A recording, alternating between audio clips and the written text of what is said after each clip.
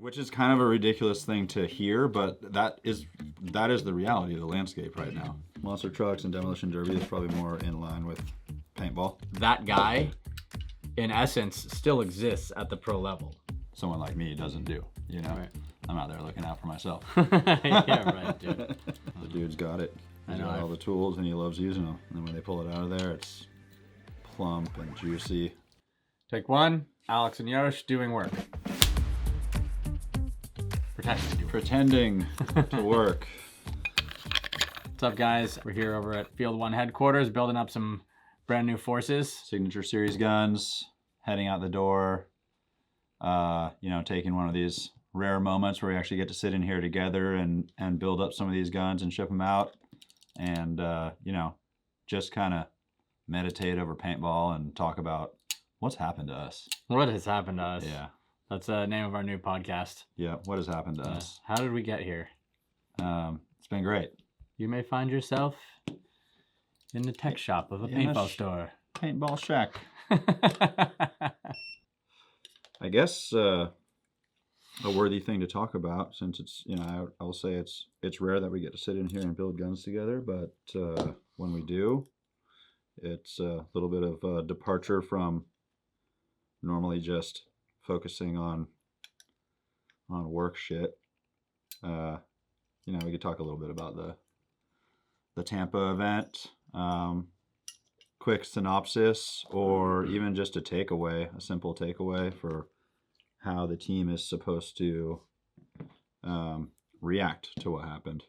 I mean, I wouldn't say that anything disastrous happened. That's definitely not my take.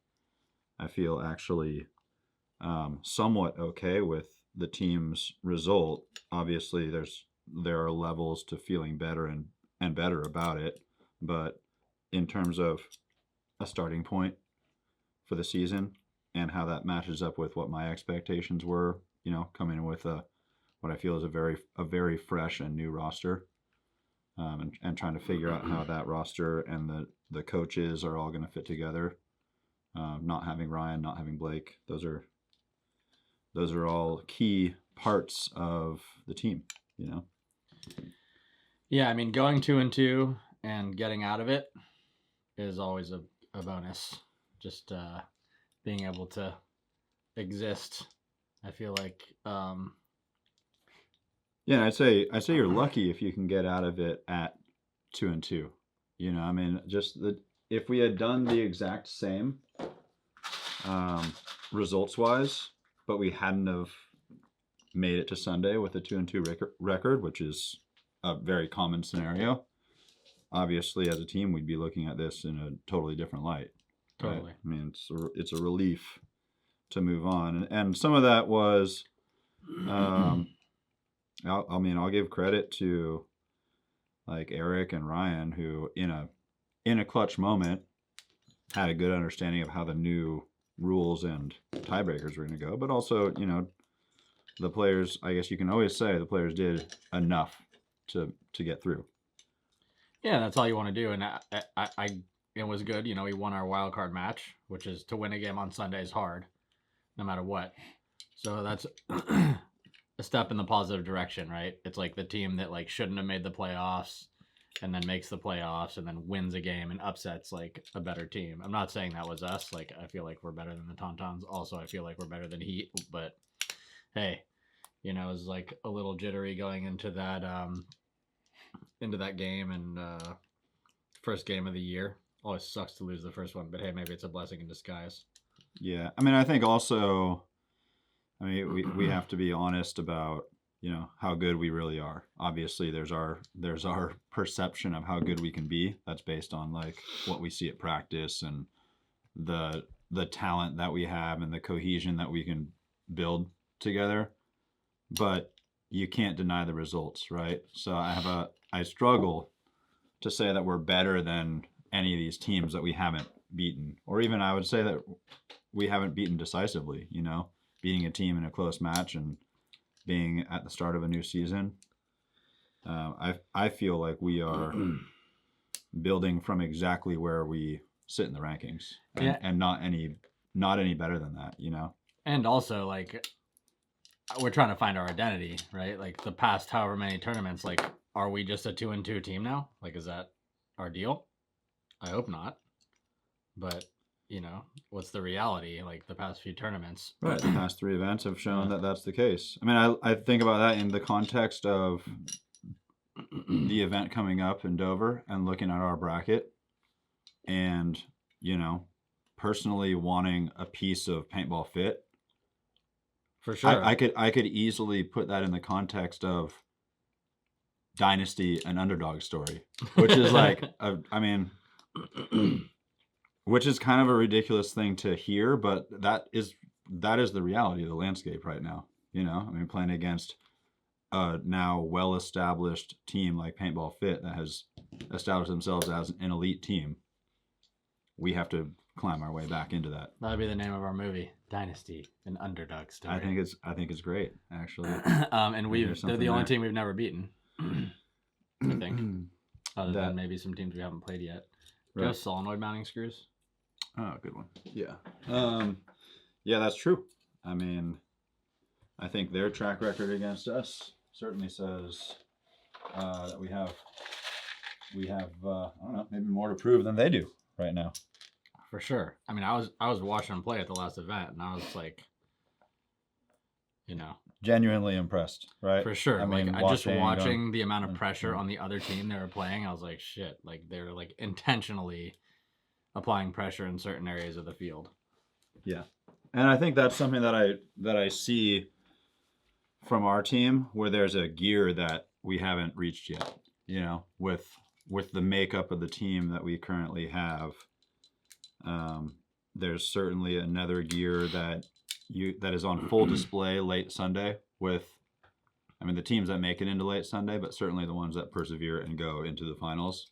There's a whole nother gear that's being played at, and kind of an intensity to every decision and every move. Yeah. That that usually isn't present in the prelims, and I can't say that we're able to call upon that at will right now. Definitely not. Where in the past, I feel like we have been able to call upon that at will. Yeah, and also we need to be able to call upon going 3-1 at least first. Sure. Before you can think about winning a tournament. And that's, I think, I mean, you know this, but like that's a folly in people's minds. Like when they walk into the tournament, into the first game, and they're already talking about winning the tournament. Like, dude. One step at a time. Yeah. Put the horse before the cart. And especially, I mean, recently it's been shown to us sometimes how difficult that first step is for us. You know, I don't. I no longer can like hang my hat on saying we're a dominant team. I feel like we're trying. You know. Well, we're learning it again. Yeah, it's not a terrible place to be. It's just a reality. I'm thankful for the guys that we have, you know, coaches and players, and I mean everything that's come together. I'm thankful for that because I feel like we have a real chance at becoming dominant again. But my reality is you got to keep your expectations in check and just kind of build one step at a time here. I like the idea of you have to earn it. I mean, that's... What does that mean?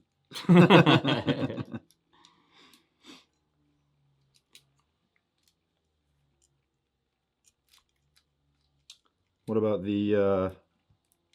about the rest of our bracket? I mean, obviously we talked about our underdog story as we go up against Fit. I'm going to keep hammering that because I think it's going to stick. I think it's good. I think those guys will like that too. The underdogs. We are. Yeah. We've also got Collision, who is a new team that played pretty well.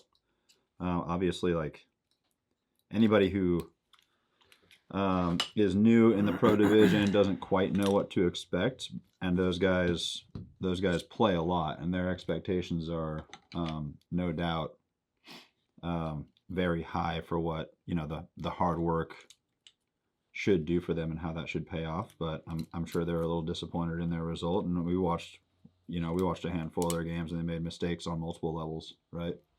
I mean, mistakes in understanding the new scoring and tiebreak structure. Yeah. But also, you know, some of the same or typical mistakes that you see the players make from a strategy standpoint or decision making standpoint. And that's the only reason they didn't make Sunday, is because of that stuff. Like, it wasn't their individual play. They have good players.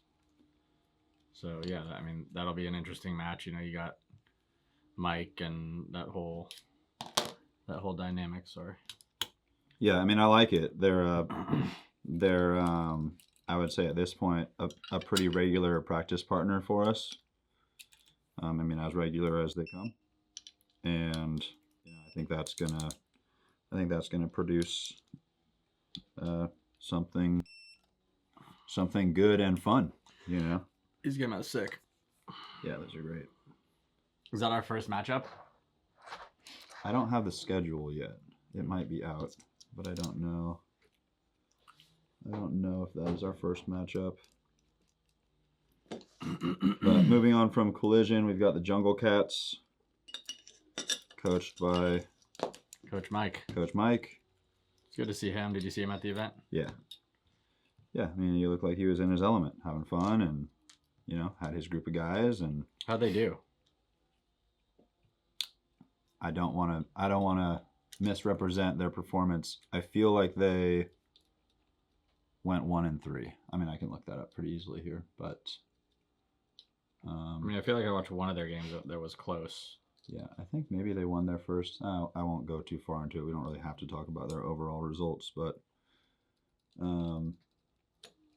yeah, I think they went 1-3. I think they were in a lot of the matches that they lost. And I know that you know, as nice of a guy as Mike is, he's gonna be coming for it. Yeah, you know, it's natural, and I welcome it. I mean, that's one of the great things about paintball, is there's like all these little stories woven into every matchup at this point. You know, especially when you're old as dirt. Yeah, I like putting bezels. One of my favorite parts of assembly is definitely putting in the bezel on the board. Feel like you're really doing important shit. Yeah. Building the Artemis. Yep. What about just the event coming up in general? I mean, do you have thoughts for the NXL or Major League Paintball in that regard? It's a new venue. Yeah, I mean, that last one was really cool, where we got to go in the stadium, that whole scene. I don't know if you went there that night, but it was pretty cool. Yeah, I mean, I think, was this one at a speedway? This one like is a racetrack. I believe it's going to be just outside of the Dover Motor Speedway. I'm sure it has an official sponsored name as well. Maybe we'll get to go.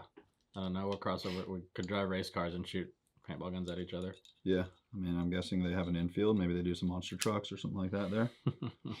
Monster trucks and demolition derby is probably more in line with paintball in terms of mainstream and entertainment. Carnival. I like it. That's us. Paintball Carnival. I mean, I'm typically happy to see the tournament go to a new venue.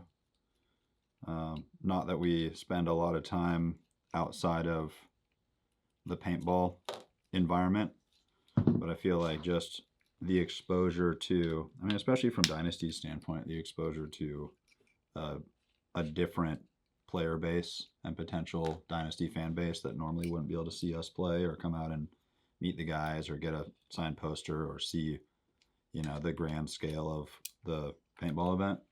It's good for paintball overall. Well, you know, I have wanted to visit Dover, Delaware all my life. After seeing kind of a bucket list. Yeah, after seeing Wayne's World. We're in Delaware. And what about some of these other brackets? I mean, do you see upsets occurring? I find myself, I mean, kind of like, I mean, I can read them off, but. I mean, the definitely hardest one is that first one. Russian Legion, X Factor, Uprising, Heat, and Sea Dogs. Yeah, I think if you go tier by tier. Brutal. And you gotta say, like, Collision is probably middle of the road for that third tier, and then NYX looked weak, but now they picked up a bunch of guys, so they could be good now. Yeah, I mean, I think that leaves our bracket a little bit unknown in that you've got Collision and Jungle Cats who are new pro teams, and so you just don't have a lot of information on them other than the results of their first event, and that's their first pro event ever. So yeah, it's hard to say how they will react to that or what changes they might make. And then certainly NYX, I mean, God, it seems like we play those guys a lot. And they're not all easy, you know. I mean, especially I feel like you mentioned, picking up Trent and Woodley and Fred. Those are seasoned guys who are going to contribute, and that may push some of the guys off the field that they were running in Tampa, and that, you know, I mean, based on their results, it's probably going to be good for them. But obviously, time will tell. Who are the bubble teams that you see going on? You've got just in the third tier. If you're, you know, I definitely lean towards the most recent results, right? So I'm gonna just say, like, I'm not gonna give any bold predictions that one of these top 8 teams is not gonna make it on. So that leaves 2 spots available for these 12 teams. I mean, I don't know. I put Infamous down. I feel like they were playing, in my opinion, they were playing really well. And I'm not sure if the layout was like just right for them, but they looked really good. I agree with you. That's the best I've ever seen them play, in a long time. Yeah. So yeah, I mean, maybe they're just gonna have a season, but I don't know. So you put the Tauntauns in over them, or the Iron Man? I don't know. I mean, I don't think the Tauntauns looked particularly good either. I mean, I know they had a bunch of hurt guys. The Iron Man just picked up CJ from Damage as well. Okay. I mean, I like CJ as a player. Me I think too. He's a big contributor. That's, you know, not really. He's one of those guys that just doesn't really get spoken about, you know. But he's a big contributor. I know he's a good teammate. Oh, for sure. Like seeing, you know, Pat Kraft's on Iron Man. Yeah, that makes sense. Okay, and their boys. So that should be a good fit for him there. That's funny. I was talking to those guys at the bar at the field on Sunday after we got knocked out. Iron Man guys? Yeah, well, CJ and Pat specifically. And I was talking to Pat about you guys should pick up CJ. Yeah. Make him an offer. I didn't say that. But CJ did tell us a story about a friend of his who got a jalapeno seed stuck in his urethra. But pain. You know, that sounds like I did ask Dr. Seba about the validity of the possibility of that happening in an unintentional way. What was Dr. Seba's take? Somebody put it there on purpose, was his take. Placed it? Interesting. Is that a kink? Is that like a thing that anyone has heard of? Only Ryan, but other than him, I don't know.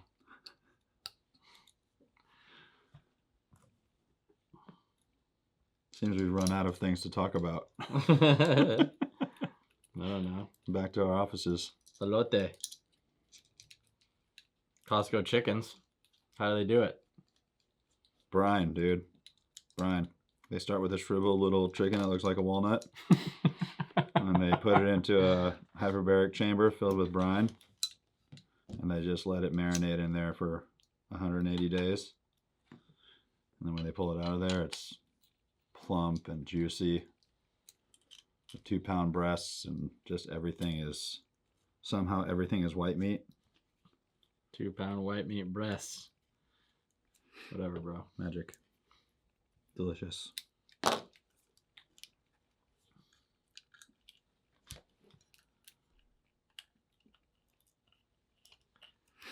This is fun. We should build guns together more often. I saw Ryan Gosling's new movie. Tell me about it. It was good. I mean, it was like, I was expecting like a space thriller, but it was kind of like a feel-good family movie. Just the setting was space. Yeah. Fair. But it is pretty fun. Do you plan on seeing it? Yeah. Oh, okay. Go ahead, spoil it. No, I don't want to spoil it. I mean, it would be one small plot point, but Well, I'm willing to take the hit as long as everyone else that no, watches no, this it's okay. also I don't want gets to. it I don't want to spoiled for spoil 'em. it for everybody. But it was a good movie. It was a little long, but I'm happy to see a movie like that gain some traction. I mean, it's not a Marvel movie. It's mainly human interest. It's not really like a big like epic action movie. I don't want to see it then. Yeah, you can watch it on your little phone screen probably. All right, that's it. All right, these are good.